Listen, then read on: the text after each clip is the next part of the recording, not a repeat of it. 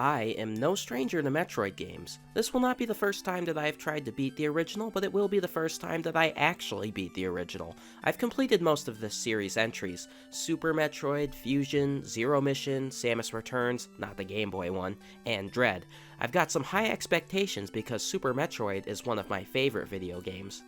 The title screen tells you to push the start button immediately, but stick around for a little bit. This intro song and the intro screen have a little more to them than what it appears at first glance. There isn't a lot to the game's story, but the premise is simple enough that there doesn't need to be much depth. You have been sent to the planet Zebeth by the Galactic Federation to eliminate the Metroid threat, or at least the fax that they scanned over to you has those instructions. The signature in the bottom right seems like it. You can either start a new game or press continue to go to a password screen. Now here's something good to talk about. The other three NES games I've gone over all have had a saving system, but the games in the NES's infancy would instead give you a code when you quit so that you could return to your spot after turning the console off. These codes are put into the password screen here. It's a debatable system. It can be used fine, I think, but you don't need 20-letter passcodes. I don't think that the player guessing a passcode matters that much. What are they gonna do? Rent Punch-Out, enter a code to fight Mike Tyson, lose, then return the game to Blockbuster?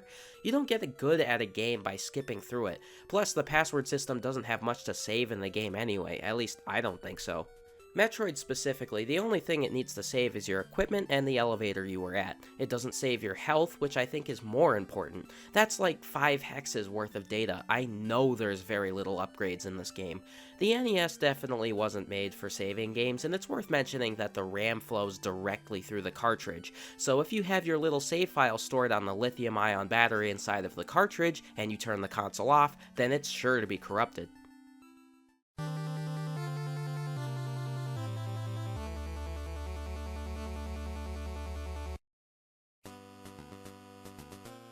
We're in it deep immediately. Don't go right or else you'll fall victim to game design. Pick up this volleyball first.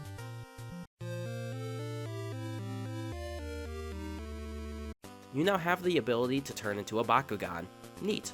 There are not many controls to speak of, and that's a good thing. Keep it simple. You can run, jump, and shoot. You can also aim your gun upwards. If you jump while moving in one direction, Samus will somersault over and over through the air. This has really no application except to increase your hitbox, though there will be an application later for a specific item. You can cancel the flipping by shooting, most of the time. Sometimes you can shoot and still flip, no idea why. Yeah, that's about it. Very easy to use. Trouble is you're defenseless right now. You can morph into a ball and shoot 3 tiles ahead, but the enemies around this area of the game do not care. You've got porcupines, drilling bats, and birds. They can all position themselves exactly out of shooting range. The whole time I played, I wish that there was a way to shoot the enemies on the ground, but down means morph ball, not aim down. Samus could definitely do that without any of the upgrades. It's not like you get oil for your armor so you can aim everywhere. In the gameplay, you might notice me run into a few enemies from time to time instead of shooting them. That's my own fault because I often mix the jumping and shooting buttons. By the way, I don't think the game mentions that this character is named Samus, not Metroid, Samus, almost as confusing as Zelda. When you climb up this first corridor, you might notice something strange. The platforms further up the corridor look the same as those on the ground floor, and there's another one of these climbing corridors through a door on the right, and that one's also the same as this one. It has to do with the way Metroid renders its map. This is a game that is beatable in an hour, but for the NES it's quite the big game. The map is rendered in squares, or rooms. You can see the approximate size of one square in the hallway rooms. In order to save space on the cartridge, at least that's what I assume this was for, there are a lot of room squares that are repeated across the whole game. In the different areas of the game, there are rooms with breakable tiles, and there are some areas where the game requires an extra square to make the entire area seamless. There isn't a single area in Metroid that isn't covered by a wall, which seems to continue forever, making sure that the illusion of being stuck underground is not lost. These aforementioned rooms with breakable tiles are perfect for ceilings and floors simply because the player cannot access the breakable tiles, and they look exactly the same as a normal square. You would never know it was the same square unless you looked at a map as I am right now. Funnily enough, you can tell some of these rooms are repeated because you can still break some of the tiles in different iterations, even if those tiles don't lead anywhere. So yes, reusing rooms is good to save space on the cartridge, but it changes the exploration of the game. There are plenty of secrets in Metroid. Most of them can be exposed by observing how the screen scrolls in a single room. If the player jumps in one of the rooms with a copied ceiling square, then the screen will ever so slightly scroll up to reveal another room. Plus, you can just remember what kinds of rooms you've seen so you know what tiles to break as soon as you get there. This makes exploration both boring and not boring. The map is already familiar to you before you get there, but of course seeing the same thing over and over again gets boring after a while. This is especially obvious in Norfair. Anyway, there are a few new doors in these platforming corridors. The right door in the blue corridor leads to the yellow corridor, so let's see the left doors.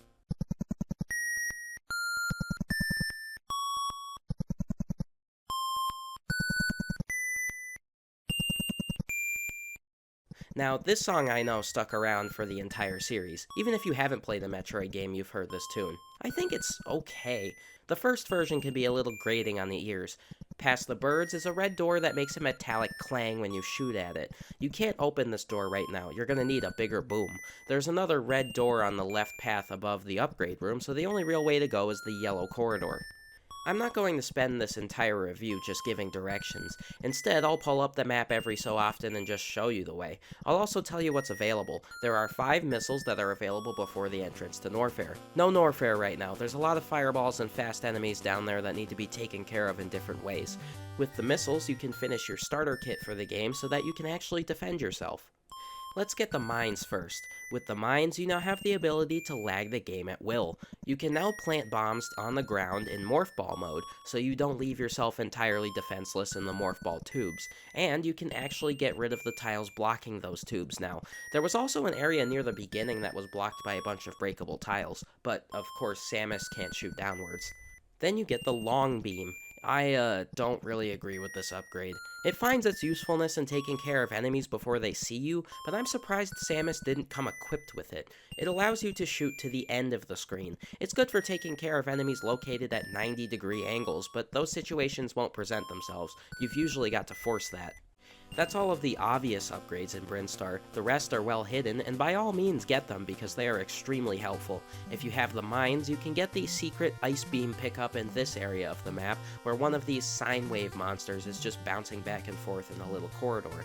The floor is breakable here, and the acid is fake.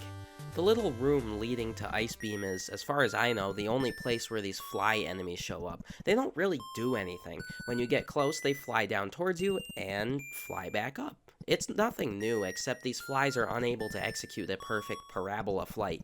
It's V-shaped instead. Makes me wonder if actual mathematical terms were used to calculate the flight patterns of some of these enemies, because there were already sine waves. There will be more mathematical analogs later. That might be one reason for all of the lag. When you actually do get the Ice Beam, you'll find quickly that it's super overpowered. You can freeze literally any enemy except bosses in their tracks. Projectiles too. Then, once frozen, you can use them as platforms. Shooting a frozen enemy again will apply the beam damage. While this does mean that an enemy with 4 health points will now take 8 shots to defeat, they will stay relatively still for you if you mash the shoot button. There's also some vertical corridors that can only be scaled by freezing enemies. Side note, I recommend using your newly earned Ice Beam near the beginning of the game. In this area, with the very first bird of the game, there's a secret E-tank hidden in the ceiling, and you can get it by freezing the bird. The last important upgrade in Brinstar is the Varia suit.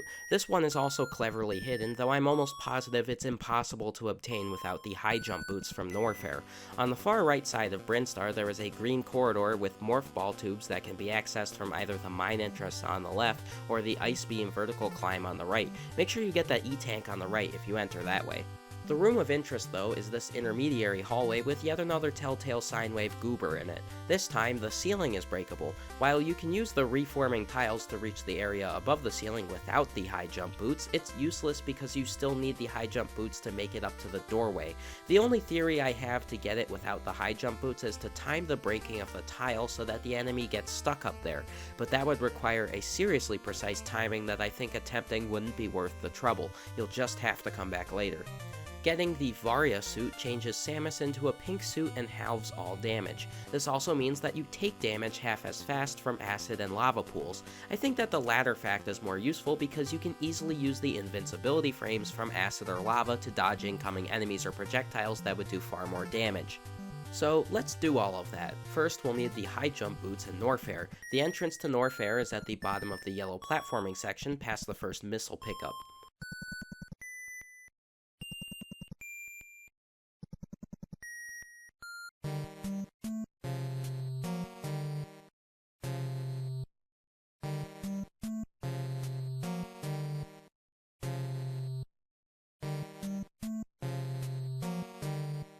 The entirety of Norfair is as important as it is empty. Down here you can get the screw attack and the high jump boots. There's also a massive side path to get the wave beam, but we'll get to that. It's good to come here early, but not so early that you don't have at least one E-tank. The high jump boots make a world of difference, and they're pretty close to the entrance of Norfair. I seriously do not recommend getting hit down here though. The enemies in Brinstar did about 8 hit points worth of damage, and you already don't have much health to spare for times when you get swarmed. These enemies do double that. If you came to Norfair without the ice beam, you're probably cooked. That's why I think, in my ideal playthrough, this would be the most dangerous part. It's a small foray into an area you are dangerously unequipped for. So instead of loop failing the various rooms in Norfair, we're instead going to backtrack to one of the much earlier rooms in the game. With the bombs, you can blow the floor up in this vertical room and access another platforming shaft. At the bottom is yet another elevator next to a scary face, which leads to a slightly less dangerous place.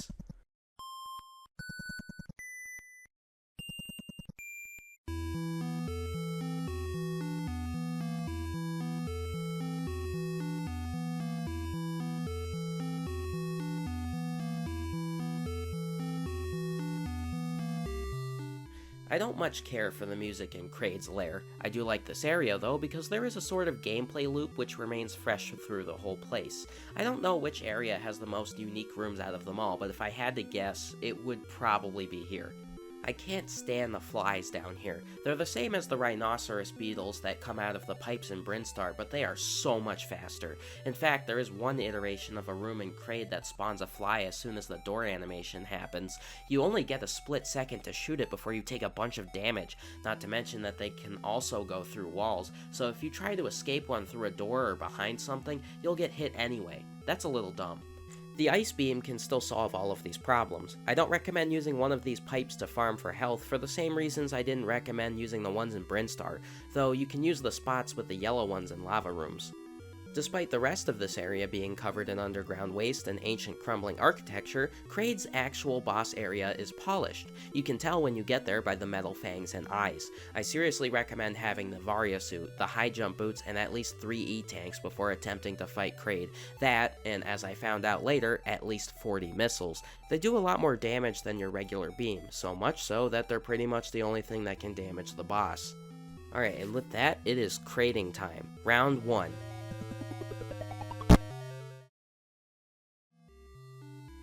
Okay, round 2. I exploded.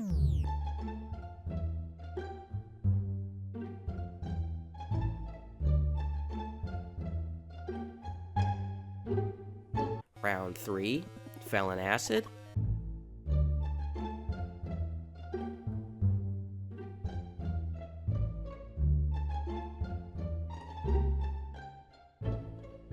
Round 4. Knocked back out through the door. I think you can see where this is going. Fighting Kraid is pretty darn unfair, and without the ice beam it would probably be near impossible. He shoots his fingernails and belly projectiles at you. It's clearer in the next versions. The 2 fingernails arc overhead, and the belly nails shoot straight outwards from Kraid's front. Actually, they can also shoot from his back. With the way Kraid's movement works, he can't turn around instantly. He has to finish the random movement he started before turning his sprite around to face you. The belly nails, I'm not calling them belly nails, they're called needles now. Anyway, they turn around instantly. It's a little weird. Not that you'll be able to jump over Kraid much unless you get those fingernails out of the way, because they can't respawn until they've been destroyed or have left the screen. Makes it much easier if you freeze the projectiles. It's impossible to freeze the bottom needle because you can't aim downwards, which is the same problem that I've been harping on all the way up to this point, but that's okay. Also, just like the different enemies, the bosses also have a different hit noise. It sounds like you're actually causing them pain. I don't know how to feel about that. I mean, again, in the later games, or maybe in the Metroid manual itself, it made more sense, because I know that Kraid and Ridley are space pirates, but just solely by the game, it's like they're defending themselves from me as I keep launching missiles into their faces. It's a meaty sound. The great thing about Metroid is that the difficulty of the game is dependent on how much exploration you do. If you come down here with 10 missiles and a single E-tank, you're going to get plenty of game overs. If you fight Kraid with the Varia suit, all of the items, and full health, it's probably a cakewalk. I eventually found a strategy to beat Kraid with what I had. If I fall into the lava pits, I lose. If I stay on the ground, I lose. If I stay in the air, I lose. I keep getting knocked back into the lava pit, and without the high jump boots, you can't get out. So how do you avoid the knockback? Well, it's easy. You simply have to mess with the game's mechanics a little bit. You can freeze a projectile on top of yourself. That way, you may still get hit, but you can't be thrown back into game over land. Then it becomes a bullet chicken fight with Kraid. It's really easy if Kraid gets close because you can fire another missile as soon as your first missile despawns, so a close Kraid means a higher rate of missiles. Don't worry about your missile consumption. When Kraid goes down, you get way more. On my 2 consecutive playthroughs after this one, I found it's much easier to deal with Kraid if you dip your toes into Norfair first, like I was talking about earlier. You can nab the high jump boots, which cancels out the quote soft lock from falling into the acid, and also get the Varia suit, which makes this fight less painful. Not to mention that, without save states, I recommend just leaving the Kraid room if your energy dips below 120. Well, that's about it for that. Assuming you got everything that there was to find down here, you have to now walk back up. Even if you get your missiles back, you do not get your health back, so you have to farm it up again in the anticipation room. I think this room is probably the one that I spent the most time in during my entire playthrough, simply because I kept getting damaged by Kraid, and then having to come back here and farm it all back up for another like 20 minutes, or, you know, save states. Now let's go to Norfair, which is the intended second place to visit instead of the third. Here in Norfair, I could have gotten the high jump boots and stock of missiles and health that I sorely needed during the Kraid fight. That's my bad, though I think it's great that you can play Metroid in any way you wish. You could even fight Ridley from the start if you were good enough at dodging. Now, we're actually going to talk about Norfair proper. I dipped my toes into it and immediately left because I wasn't ready to take on the area, but now I definitely am. There are a lot of repeating squares in Norfair, just about everywhere. It's very easy to get lost in Norfair because half of the rooms are copied from rooms above. First, you're in the purple bubble area, then you're in the green bubble area. Don't even get me started on the missile rooms. There was a room in Brinstar that was different from these upside-down Y-looking rooms that they very easily could have chopped back in here and then changed the color palette, but that never happened. There are 12 missile rooms in Norfair that are the exact same. The rewards that Norfair has to offer are both awesome and terrible. There's another ice beam, but you don't really need that because there's one in Brinstar. And then there's the wave beam. The wave beam travels in a sine wave pattern and can pass through walls. I didn't find much use for it besides this one room at the bottom of Norfair with all of these big breakable blocks, which, might I mention, only a handful of the fragile blocks can be broken on one screen at one time. That makes this room annoying to navigate. It can't be helped, I guess. The NES can only store so many sprites at a time. It should also be noted that the wave beam takes precedence over the ice beam. You cannot use both, and for the end of the game in particular, the wave beam is completely useless. There really isn't a point to come this far for the wave beam besides just seeing what it does. You can get the ice beam back by revisiting those rooms either in Brinstar or Norfair. I'd recommend keeping the ice beam around for Ridley, who is hidden in an area named after himself. You can access it via an elevator at the bottom of Norfair.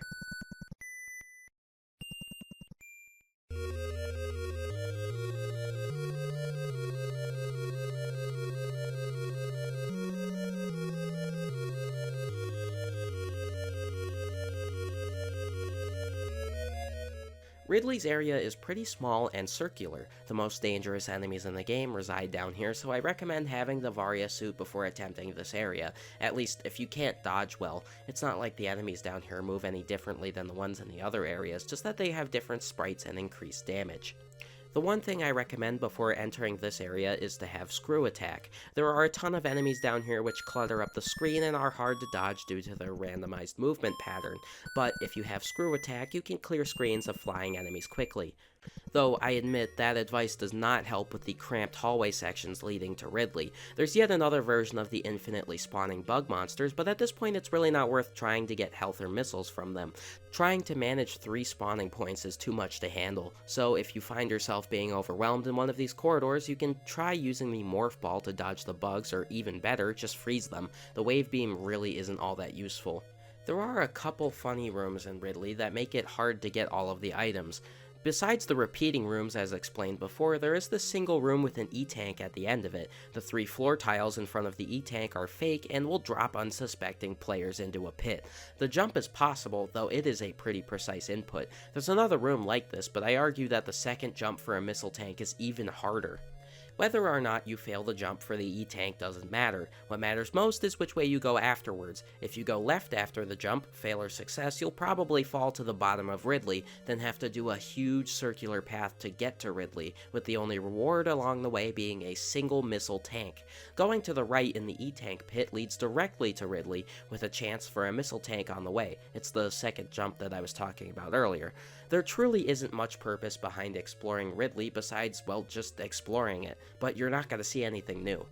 Ridley himself is not a hard boss fight, being perfectly honest. I read something about the Japanese version of this game where the fireballs are randomized, and I could see that being slightly harder, but you can still just use screw attack to push through the fireballs. The fireballs block all projectiles and reset when you get in between them and Ridley, so if you just wait for the fireballs to come to you and jump over them, you can just load missiles into Ridley until the fireballs respawn. Much easier than Kraid. Another valid strategy is to freeze all of the fireballs in front of Ridley's face. Just go under his nose, shoot ice beams straight upwards, and you can catch all of the fireballs. Now technically you're not between Ridley and the fireballs, so the fireballs won't disappear, and you're free to shoot as many missiles at Ridley as you like, at least until the fireballs unfreeze. Ridley is protecting the last energy tank in the game. Now, this is strange. You can't have 7 E-tanks. You can only have 6. All this one does is refill your health. I guess if you just didn't make that white corridor jump, you have a free health refill? Thanks, I guess? Now, the only thing that's left is a nice long hike back up to the entrance of Tourian. That means climbing Ridley, climbing Norfair, and then climbing the Blue Cave in Brinstar. Not really much else to it. This is a good time to mention that you actually don't need to fight Kraid and Ridley to get into Tourian. I know that sounds dumb, they create the pathway for you to reach Tourian, but do you remember that really annoying fact that enemies can get stuck in a doorway with you and still hit you? Well, if you transport a bird through the door to the Tourian gate, you can freeze it and bomb jump into Tourian. Speedrunners are off of their rocker, really. 800 health, over 200 missiles. Whatever Mother Brain has to dish out in her lair, I'm ready.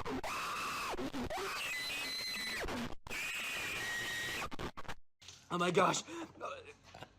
What do I do? Oh, brother, this guy stinks!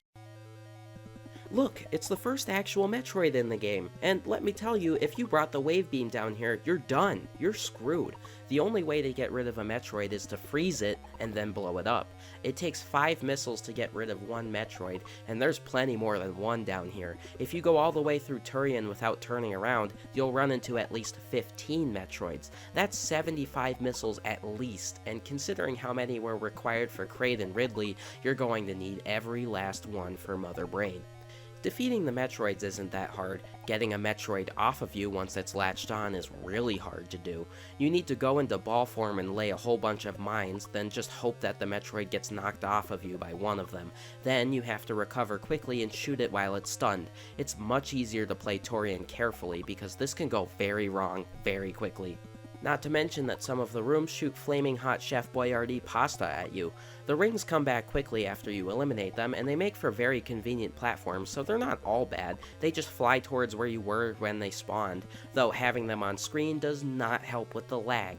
They do about 30 damage each, which is not nearly as concerning as a Metroid. If you say Tourian is easy, try doing it with 2 Metroids stuck to you. If that happens, you might as well wait to try Tourian again. But wait, then you have 30 health to start with. So, you know what? It might actually be better to get a game over password before entering Tourian. That way you won't get stuck in an infinite loop. The end of Metroid is pretty darn difficult. The only things that offer health or missile pickups are the Metroids, and while the supplies come in large quantity when you blow up the Metroids, it's not enough to risk getting hit. Even lava is better, which of course Tourian has. The orange energy ravioli rings are also dangerous because they do quite a bit of contact damage and it's hard to predict where they'll spawn from. Don't try to farm them, you won't get anything. Just freeze them so another one won't spawn. There will always be a maximum of 3 on screen, so use that to your advantage. And of course remember to take your time. If you get caught off guard by a Metroid, you're guaranteed to lose some resources. So if you manage to make it through all of that, you reach Mother Brain's hallway. It's intersected with multiple pillars with little flesh gates that you have to shoot to pass through, and good lord, my NES is gonna explode. Look at how many entities are on screen. The NES has to measure all sorts of variables for all of them, so you'll be locked at 15 frames a second for a little while. There are so many darn bullets everywhere. I recommend sitting in the bottom left corner under one of the gates. The rings come out randomly from around the room, but there is a likely spot just above the gate which will shoot at a slight angle towards you. If you freeze the ring right below the gate, it's a perfect platform to shoot Mother Brain from. Do not stand on the big blue platform. You will be shot by the turrets. You can use screw attack to neutralize the rings and bullets if there are too many to handle at once. There are 5 gates to pass through, and they take 8 missiles each to destroy. Mother Brain sits in a glass case behind the last one. Well, that looks about as I expected. The same strategy works for this fight as well. More left corner, more freezing, then push select and start spamming missiles into the glass tank. I say you'll need to refresh your ice beam platform about 3 times if you're shooting missiles into the tank the whole time that the ice is active. Needless to say, no matter what way you get to Tourian, you'll need an ample supply of missiles. Doing the math, I'd say bring 140 at least. The bosses can get you well within that range, and the Metroids will replenish your supply.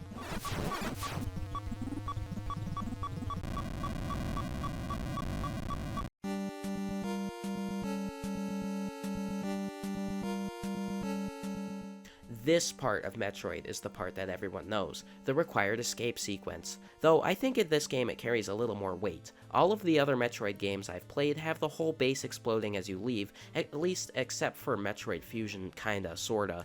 The explosions are there to make the experience far more stressful, though having a silent escape has its own merit. It makes the resulting explosion far more anticipated, though no sort of explosion made it onto the NES cart anyway. Also, technically, the silence is correct if there's been a time bomb set. I'm just going to assume the other games had self-destruct things. The escape is really easy. It's just 7 repeats of the same room with the same 2 platforms above each other. You don't even have to go that far. There's plenty of other platforms. The timer is forgiving as well. I was able to make it out with 728 ticks to spare, with mistakes. You could probably do this escape 3 times and then some with what you have, though the illusion of having little time works great here. It's not minutes and seconds, so you don't have a good feel for the time you have. That, and it's such an arbitrary start number. You could have started at 7,000 ticks and had it count down at 10 times the speed, and it still would have been stressful. I'm referring to Kirby Superstar in particular.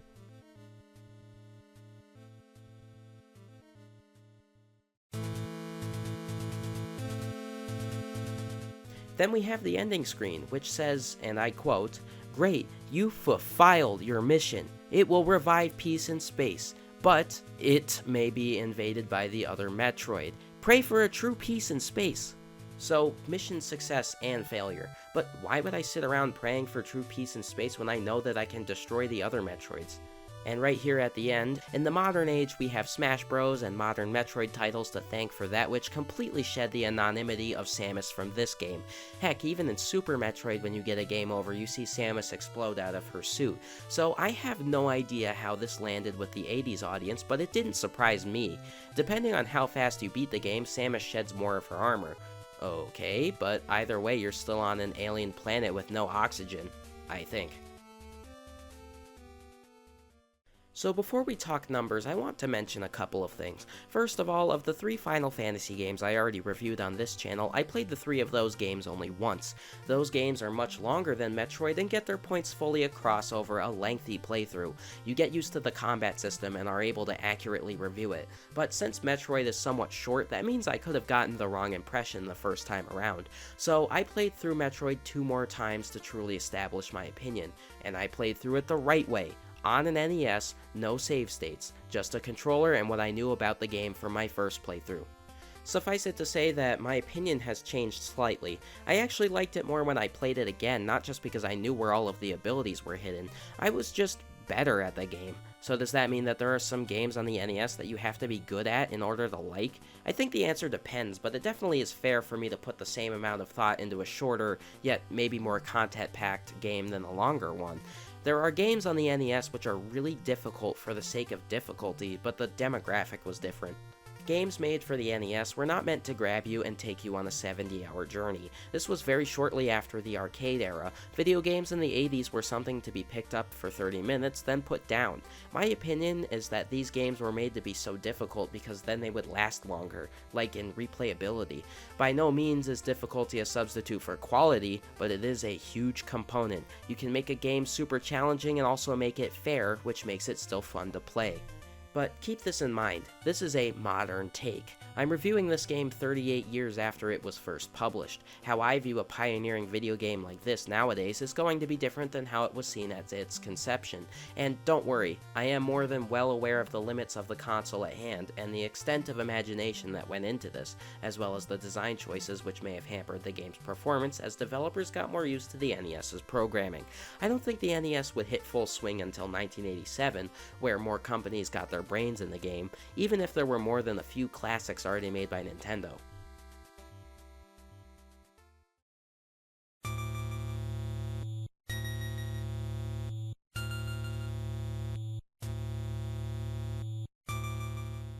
The music has great melodies that get stuck in your head the longer you listen to them, and there's the perfect amount of music for the entire game, since the game is pretty short. I imagine having to listen to one song for about 10 minutes, which is the amount of time you need to spend in one area before getting to the boss, I think. The sounds are good as well. Usually the NES falls victim to overly high-pitched noises that destroy your ears randomly, but this game kept all of the effects to a reasonable degree. It also sounds like your weapons make a big impact on the enemies they hit. That being said, the sound that is made when you get to very low health is quite annoying, so that's no good. I want to compliment especially the 4 music channel management. Even most later NES games would erase part of the song if another sound was made during gameplay, but sound effects and music were packaged together perfectly in Metroid. I don't think I ever heard the music be overridden by a sound effect until Ridley's lair. The concepts for all of the enemies, and Samus herself, are unique and interesting. All the enemies were immediately good enough to stick around for all of Metroid's sequels, except for maybe the flying DVD screensaver hairball. But anyway, all of the HUD elements are functional and simple, and the cutscenes are, well, good enough. I don't really have much to say. Anytime there was a special event in the game, it was okay.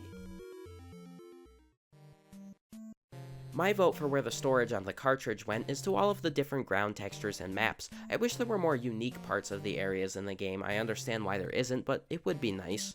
The developers went to every effort to make this maze-like underground structure seem real. In 1986, the NES hadn't even had its heyday yet. Shooting things and exploring is very fun. Farming for health to survive shooting those things and exploring is not fun. Samus controlling really well on the ground and having fair air movement is fun. Samus stuck in lava or acid or getting knocked through a door is not fun. It just feels like the base game of Metroid is really fun, but if you add in an obstacle and actually get stuck in that obstacle, you just end up mashing buttons to save your life. Not to mention the lag when there's a whole bunch of things happening on screen. It makes the game easier to play, but I don't think that was the point. Whether the lag is the console's fault or the overcomplicated code's fault, I don't know, but it's still happening. Too many complex sprites, I guess. This panic problem would be solved in Super Metroid as far as I know because of its expanded control scheme. Metroid's story is as simple as it gets. You, an intergalactic bounty hunter, were sent to exterminate the Metroids. There's no tear-jerking moments, no humorous parts, nothing like that. It just is what it is. That's cool, I guess. But as we find out later in the series, there is capability for a whole lot more.